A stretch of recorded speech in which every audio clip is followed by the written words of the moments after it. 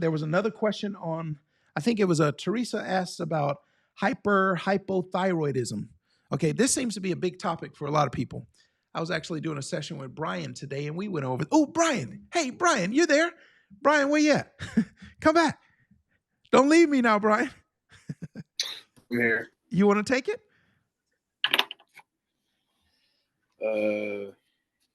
Right. So. Was that a resounding yes? Yeah. That's what I thought you said.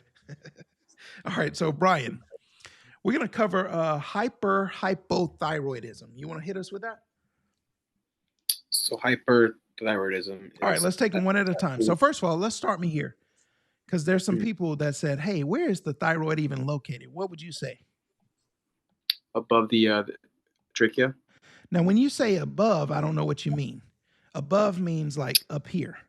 Is that what you say? No, like in the middle. Like in the middle of the airway. Okay, so you want to say in front of. So that's going to be anterior. So it's anterior to the trachea. Let's put in a thyroid here. All right, let's put in a thyroid. So it's kind of this butterfly-shaped gland that sits anterior to the trachea. So let's put in a thyroid here. Okay? Now, Brian is going to, we actually just went over this today. That's why I'm picking on him. So. Would you rather be a pirate, a cowboy, or a samurai? All right, let's mute everybody. Okay, now, Brian, unmute again for me. Okay. Okay, now, there are these 4 glands on the thyroid, and what are those glands called? Adrenal glands. The what? No, I'm thinking of You just made up stuff. No, these are what are called the parathyroid. Parathyroid. Para means around. So the glands that are around the thyroid, those are the parathyroid. So these are very important in regulating calcium. That and your kidneys are big players to regulate your calcium levels. Okay, so that's parathyroid. But this orange structure here that I'm outlining now, this butterfly-shaped thing, that's called the thyroid. Now, the thyroid gland, so the pituitary up in your brain is kind of the master gland that's controlling all these hormones. But what are some hormones that get released from the thyroid? So what are the main lab values that we're checking? We're checking for T3 and T4. Yep, T3 and T4. Now, they provide what's called a negative feedback to something else. So when these are high, it makes something else go down. When these are low, it makes something else go up. What's that something else called? TSH. TSH, or thyroid stimulating hormone. So we use these values, primarily the T3. So Teresa, if you are there or if you see this in the replay, I think this was your question. So primarily we're going to look at the T3 and T4 levels. Everybody type in the chat. When we're looking at thyroid level, what is the main numbers that we care about? Now, we care about a lot, but what is the main one? All right, it's going to be your T3, T4 levels. So when these levels are high, you have the condition called hyperthyroid. And in hyperthyroid, your T3 and T4 are high, but then the opposite is your TSH is low. Okay. On the other hand, in hypothyroid, your T3 and T4 are low, and your TSH is going to be high. Okay, let's talk about hyperthyroid. So what is hyperthyroid? It's where this thyroid gland is overactive and it's producing too much T3, T4. It causes a lot of problems. Who gets this? Well, one of them is the autoimmune condition called Graves' disease. Okay? Graves' disease. So what happens with it? So you have, basically, you want to think of everything is amped up. So when I say everything like what? Well, we're going to have an increase in heart rate. We're going to have an increase in blood pressure. We're going to have an increase in heat intolerance. We're going to have an increase in metabolism. We're going to have an increase in GI motility. Now let's break all this stuff down. Well, if I keep jacking up my heart rate, it causes tachycardia. If I keep jacking it up, it can now send them into AFib with RVR. SVT, PSVT, any of the tachycardic arrhythmias, but it can also send them into VFib. Okay, that would be the worst case. Now, let me say, so Graves' disease is one cause. Another cause would be a toxic multinodular goiter. What's a goiter? It's where you have a big thyroid. So they've got a big lump in their neck. Okay. How can you get a goiter? Well, you could have Graves' disease. You could have some kind of medication that could do it. You could have an iodine deficiency. In the U.S., because salt is in all of our foods, it's less likely in the U.S. that somebody is going to have an iodine deficiency. But let's say somebody has no salt in their diet at all. They don't eat out at restaurants or anything. They could have an iodine deficiency, but in the U.S., it's less common. Okay, now, if I jack up my blood pressure, what's that going to lead to? Now that can lead to hypertensive crisis. So the blood pressure can get dangerously high, cause a stroke. Okay. If they have increased heat intolerance, that means that everybody else in the room is comfortable, but they're hot all the time. So they're constantly taking off their clothes. Now, if they have an increase in their metabolism, are they going to be skinny or fat? Are they going to be small or obese? They're going to be larger. I'm sorry. No. They're going to be skinny. If they have an increase in metabolism, they're going to be skinnier. Okay. If they have increased GI motility, if the gut is just working out of control, what's that going to lead to? That's going to be diarrhea. All right. So now they've got diarrhea. Okay. So that's how you want to think of hyperthyroid. You're not going to necessarily remember the numbers. You don't have to even worry about remembering it, but you need to be able to recognize the symptoms. Let's take you out for a minute, Brian. So the symptoms of hyperthyroid. Now, what's happening is the T3, the T4 levels go up, the TSH goes down. Who gets it? Somebody with Graves' disease, somebody with a toxic multinodular goiter. What's that? A goiter is where you have an enlarged thyroid, but you can either have these, like bumps in here. These are called nodules. Okay.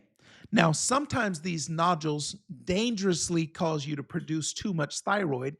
That's called a toxic nodular goiter. But if you have one nodule, it's just nodular. If you have a lot of nodules, it's called multinodular. But if it's affecting your thyroid hormone levels, then we call it toxic. Okay.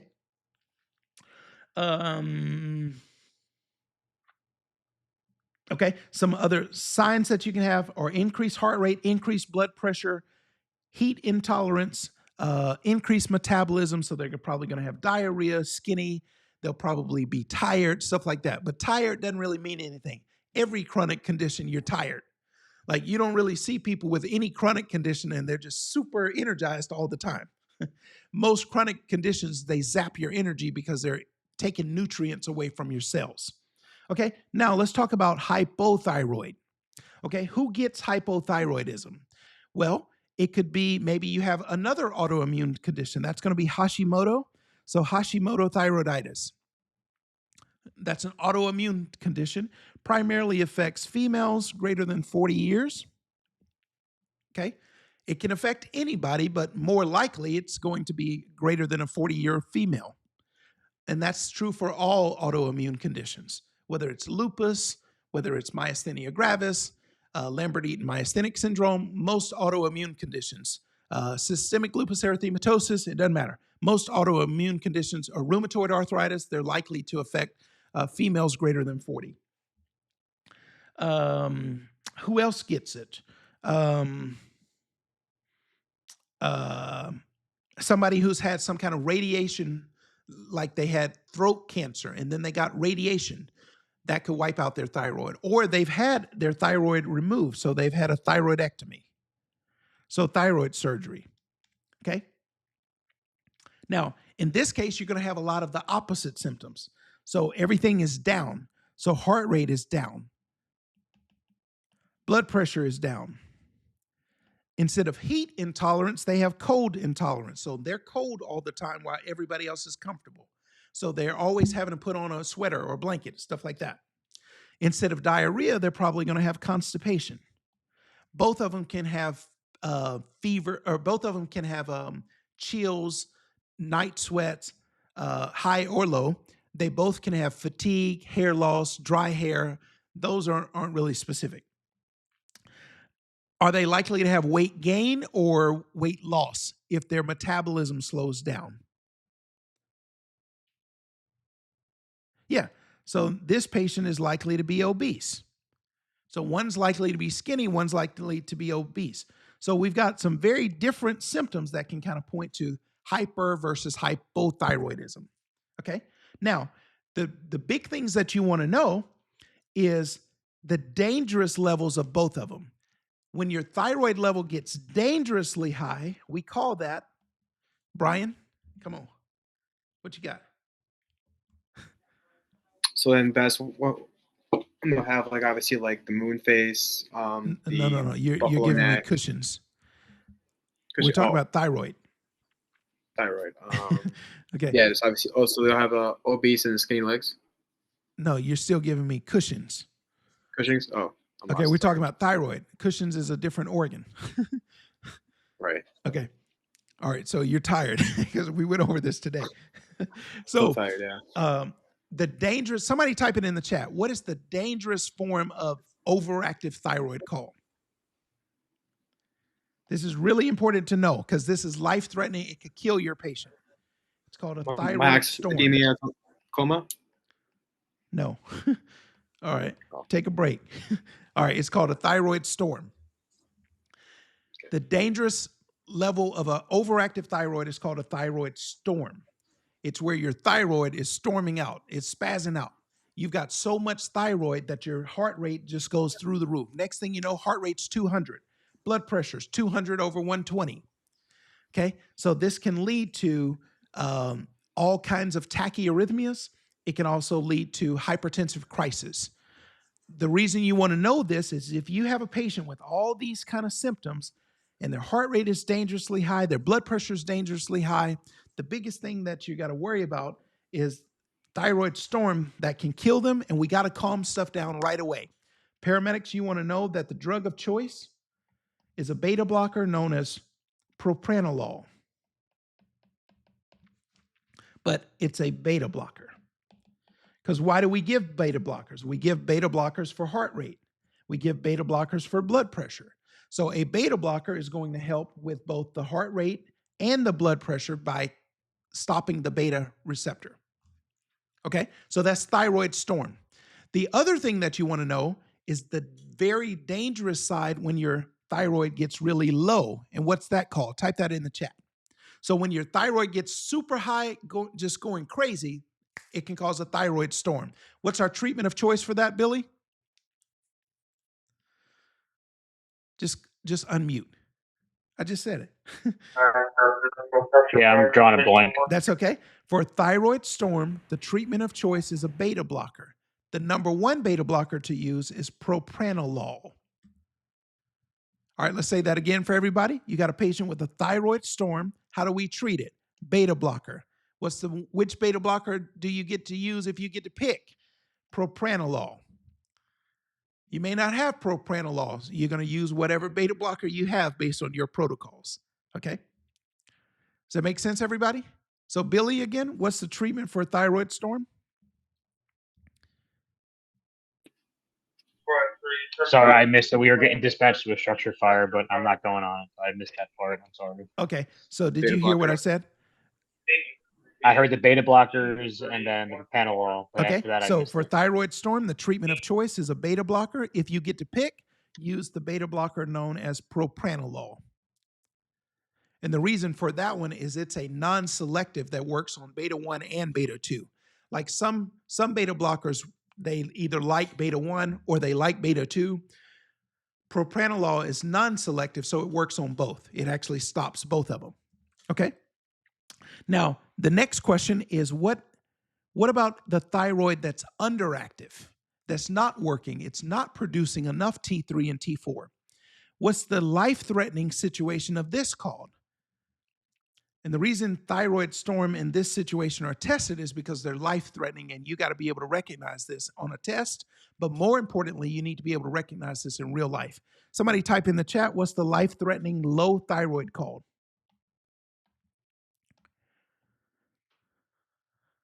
Anybody? Anybody? Is this thing still on? Okay, that's going to be a myxedema coma. That's myxedema coma. What is myxedema coma? It's a dangerously low thyroid. Okay. Why do you need thyroid? Or why do you need thyroid hormone? It's what's called a permissive hormone. It's one of the hormones that and cortisol are the two hormones that help a lot of other hormones get made to keep you alive. This is why when somebody has a thyroid surgery, so they have either a hemi or total thyroidectomy, they have to be on thyroid replacement hormone for the rest of their life. So they're going to take a drug like Synthroid or levothyroxine for the rest of their life, because they have to have, you got to have thyroid hormone to stay alive. And if you take out the gland that makes it, you got to supplement it with medicine, and they have to be on it every single day for life. Okay. So the dangerously low thyroid is myxedema coma. So you're going to have a really low heart rate, so significant bradycardia, really low blood pressure, so dangerously low hypotension. So how would you treat this? Well, this now point, if you have really low heart rate with dangerously low blood pressure, if I put that combination together, we would call that symptomatic unstable bradycardia. What's our treatment for symptomatic unstable bradycardia? What's our treatment? All right, that's going to be transcutaneous pacing. Okay, so if you have a patient in a myxedema coma, you probably need to be ready to go ahead and start pacing this patient. Okay. All right. Okay, so that's thyroid. Oh, there was another. Okay, so we covered hyper and hypothyroid. How do you guys feel about that? Josue, what's your testing level? Josue, you there? He's like, All right, hey, Brendan, I was talking to you last. Let's go back to Brendan for a minute. Brendan, can you come back in? Yeah. All right, so hit me with hyper versus hypothyroid. You ready? Can you do it without the screen? Yeah, I can do it up. Man, you got this. Let's go. Hit me with hyper and hypothyroid. Hyperthyroid is going to be like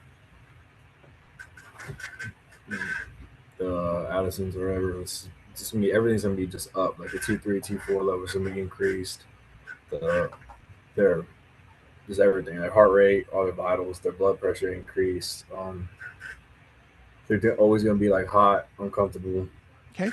And then what's the, okay, give me some causes of hyperthyroid. So by the way, in hyperthyroid, what lab value is up? The T3 and the T4 levels? T3, T4 are up, and what is TSH? It's going to be down. It's going to be down. Give me some causes of hyperthyroidism. Causes of hyperthyroidism is going to be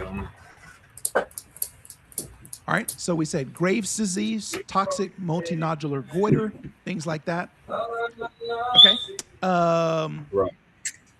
All right, tell me what else you know about. So what's the dangerous level of hyperthyroidism?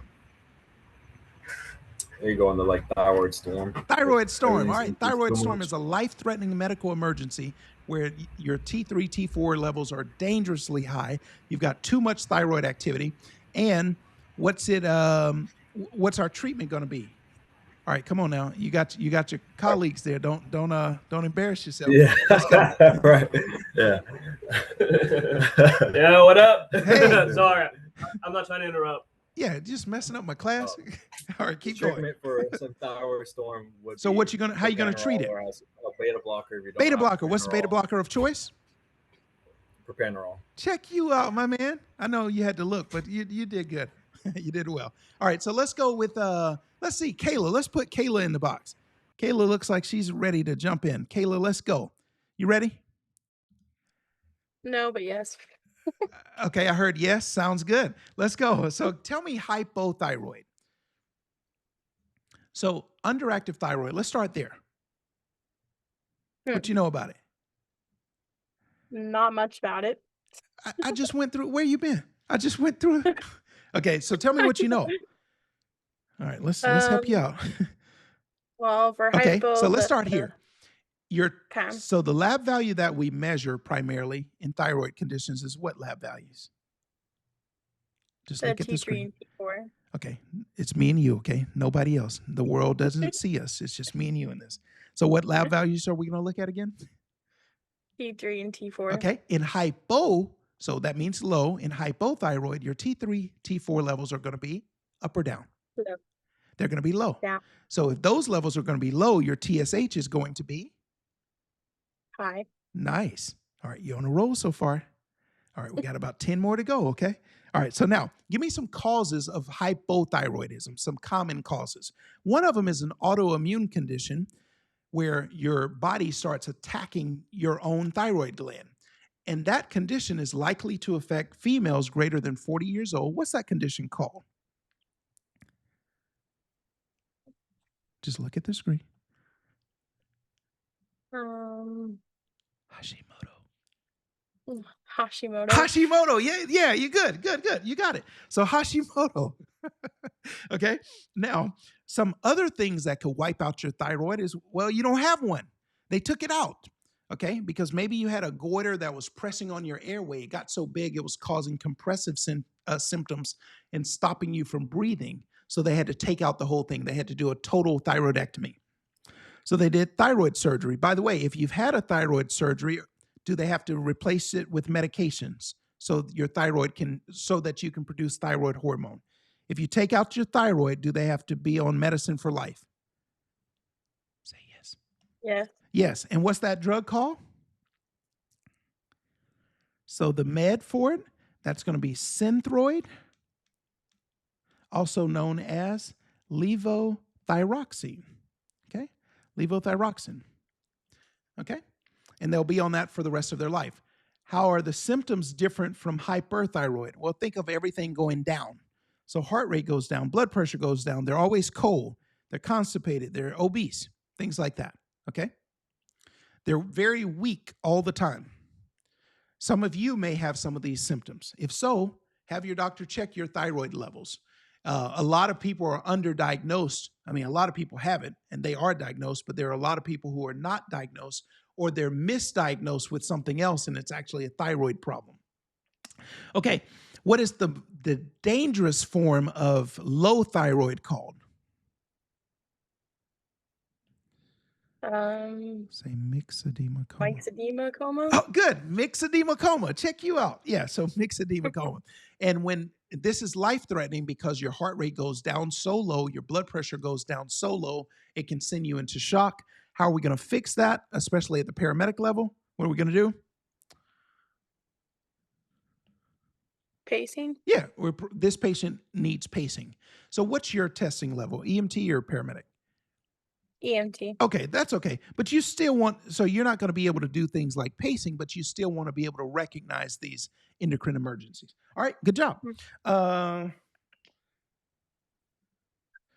Okay, let's hit up Addison's real quick. So, all right, we're going to switch organs now. Everybody's still with me. Give me a thumbs up if you're still with me. Okay. Did we lose Eric? Did Eric say enough of this? Okay, so let's go. We're going to switch gears. We just covered thyroid. We talked about situations when it's up. We also talked about situations when it's down. Now let's switch to a different organ. We're going to travel down to, so we were up near the neck. Now we're going to travel down low and we're going to go down to the kidneys. But let's go above the kidneys and we're going to go into the adrenals. Okay? So this little kind of triangular shaped organ that sits on top of the kidney, so you have a left one and a right one, that's going to be your adrenal gland. Now your adrenal gland has two kind of sections. In fact, let's zoom in on this bad boy so we can see it. In fact, I need another page here because I'm getting so excited. Let's go into, so we were in the kidneys and now let's go into the adrenals. Boom. So here's what I'm going to do. I'm going to zoom into the adrenals. Boom. Here's our adrenal. Okay, now the adrenal gland has two kind of sections. All right, so this first section on the outside, here, this is called, what's in blue, that's called the adrenal. So anybody know? What's that called? Type it in the chat. What's the section in blue called? Adrenal cortex. This is the adrenal cortex. Now, the reason I'm going through this is heavily tested. And a lot of people miss these endocrine kind of emergencies. And a lot of people just they weren't taught it well in paramedic school. Your instructor just gave you a whole bunch of PowerPoints, but never, like, how many of you had an instructor draw pictures the way I do? Okay, probably most of you didn't. Okay. Pictures is my secret weapon. People look at me and say, they're like, Coach, you're so smart. No, it's just I got a lot of pictures in my head. And so I can pull up a picture at 3 o'clock in the morning, any time of the day, any day of the year, because I'm not remembering a PowerPoint. I just go to a picture and I'm like, oh yeah, let me just tell you what I see on the picture in my head. Okay, let's keep going. So we have the adrenal cortex, and then the intersection of the adrenal, that's called the adrenal medulla. All right, so this part in the middle, that's called the adrenal medulla. Why do you care? Well, because in these two different sections of the adrenal glands, they make different hormones. Let's start with the adrenal medulla. Okay, the big hormones that get made there are hormones called so epinephrine and norepinephrine. All right, I think I talked about this in the previous thing, but I said, you know why it's called epinephrine? Because if we take the word epi means above, nephri means kidney, and epinephrine is made in the organ above the kidneys. That's why it's called epinephrine. All right, now, in order to make epinephrine and norepinephrine, we got to have some other things like tyrosine, and tyrosine is going to eventually make dopa, and dopa is going to eventually make dopamine, and then dopamine is going to eventually lead us to epi and norepi. So those are what are called the catecholamines. But these are very important to keep you alive, okay? Like when you need your blood pressure to go up, we need epi. When you need your heart rate to go up, we need epi. We need norepi. We need these things. So if you have an adrenal problem and you wipe out this adrenal gland, think of all the hormones you're not going to make, okay? You're not going to have dopamine. You're not going to have, or that's a more of a neurotransmitter, but you're not going to have dopamine. You're not going to have epinephrine. You're not going to have norepi. It's going to be hard to stay alive like that. Okay. Now, out here in this other section called the adrenal cortex, we make some other hormones. So here's what happens. We have these kind of zones. Okay. So we have 3 zones here. And I'm going to start from the outside and work my way toward the inside. The way I remember this is one of the lab values that we check for kidney function is something called the GFR, the glomerular filtration rate. Well, I use those same letters, G, F, and R. Let's put a G, then an F, then an R. Notice they go from outside to inside. So the G is on the outside. So you have the G zone, the F zone, and the R zone. So the word for that is zona, and the one that starts with a G, so we have a G, a F, and an R. The G, that's going to be the zona glomerulosa. The F is the zona fasciculata. The R is the zona reticularis. You don't have to remember that part, but what's important is what do these different things make? The zona glomerulosa right here, it makes aldosterone. It makes the hormone aldosterone.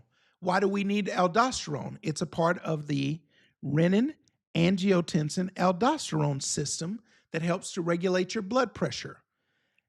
Aldosterone tells your kidneys to hold on to sodium, to hold on to water, and to raise your blood pressure. Okay, so aldosterone is very important to regulate blood pressure. It's made right here. So let's put aldosterone there. So we have the GFR. The G makes the aldosterone. In the F layer, the zona fasciculata, so this layer right here, it makes cortisol. So your cortisol gets made in the adrenal cortex and the zona fasciculata. And then in your R zone, your zona reticularis, so right here, this one makes your sex hormones. So that's going to be things like testosterone, estrogen. Testosterone is also made in the testes. Estrogen is also made in the ovaries. But we need sex hormones for a lot of different things, especially secondary sexual characteristics, and also growth, things like that. Being able to get pregnant and all, like it's involved in a lot of stuff. Okay, now let's talk about, remember everything when it comes to these, all right, we're just going to cover this and then we'll go ahead and stop. Are you guys still learning though? Yes or no? Give me a thumbs up if we're learning. Okay, cool. Nice. Okay, so let's say you have we're talking about the adrenal gland. Remember, just like before, you can have problems where things go up or you can have problems where things go down. Let's talk about the up first. Let's say your adrenal gland is it's going crazy. It's making all kind of hormones. Well, for instance, one situation where you make too much aldosterone, that's called hyperaldosteronism. That could be due to a tumor that causes you to make too much aldosterone. Now your blood pressure is dangerously high. And a situation that's associated with this is going to be Conn syndrome, C-O-N-N, Conn syndrome. So situations where you have like too much aldosterone could be Conn syndrome or hyperaldosteronism. If your body makes too much cortisol, now it depends on who's doing it. Who's at fault here? If it's the brain up in the pituitary, so let's put a brain in here. And let's put a pituitary. So we've got the cingulate gyrus, we've got the corpus callosum, we've got the thalamus, we got the hypothalamus, then we got the pituitary. So let's just put it in green, this green. Pituitary. Okay? If this pituitary gland makes too much cortisol, then that's called Cushing disease. So if it's in the brain making too much cortisol, it's called Cushing disease. But if it's somewhere else in the body, then it's Cushing syndrome. Okay? So we could have Conn syndrome, that makes too much aldosterone. Conn makes too much aldosterone. Cushing disease makes too much cortisol. Cushing syndrome. Let's not put that in green. I don't want to confuse you there. We'll put it in purple. Cushing syndrome is too much cortisol, so increased cortisol. Okay, you want to know this. Cushing syndrome, how does this patient look? So they've got a round face. So that's called moon face or moon facies. Let's say this is their back. They've got this big pad on their back of their neck. So that's called a buffalo hump. Okay, but then they've got these really skinny legs. And then they got a big belly because they're obese. All right, so I say they're nice and cushy. So in Cushing syndrome, they're nice and cushy. So they've got things like a moon face, obesity, buffalo hump, skinny legs. Then they got stretch marks, so purple striae. Okay, so that's your Cushing syndrome or your Cushionoid person. That's Cushing syndrome. Okay, now, what if you have a situation where it's making too much norepi or epi? That would be like a tumor like pheochromocytoma. Okay, did you all learn that or no? Okay, skip it. Don't even worry about it. Okay, but you could have a tumor that causes you to make too much epi and norepi. The big things I want you to know is too much aldosterone, that's Conn syndrome. CONN, or hyperaldosteronism. Okay? Too much cortisol, that's Cushing syndrome. If it's too much cortisol made from the pituitary, that's called Cushing disease. But if it's some other cause, then it's called Cushing syndrome. Okay? That's where your adrenals are overactive. Let's talk about when your adrenals are underactive. Well, think about it. If your adrenals are not working and your adrenals have to make all these hormones, if your adrenals are not working, is your aldosterone going to be high or low? Give me a thumbs up for high, thumbs down for low. Is your adrenal going to be high or low? I mean, is your aldosterone going to be high or low?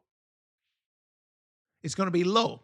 So if your aldosterone is going to be low, and aldosterone is what's responsible for keeping your blood pressure, now your blood pressure is going to be low.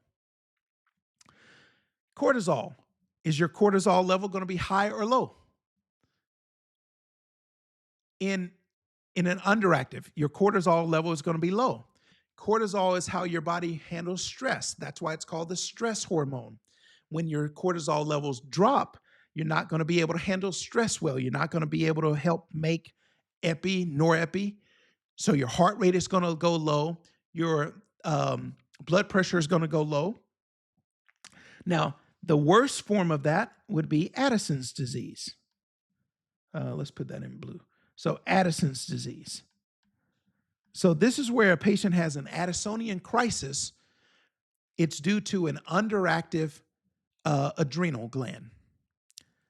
So Addison's disease is where you have low adrenal activity, or what's called adrenal insufficiency. It's not sufficiently working. So adrenal insufficiency or Addison's disease is where everything goes down, like heart rate, blood pressure, things like that. So just like, what was the situation that involves the thyroid where your heart rate and blood pressure go down? What's that called?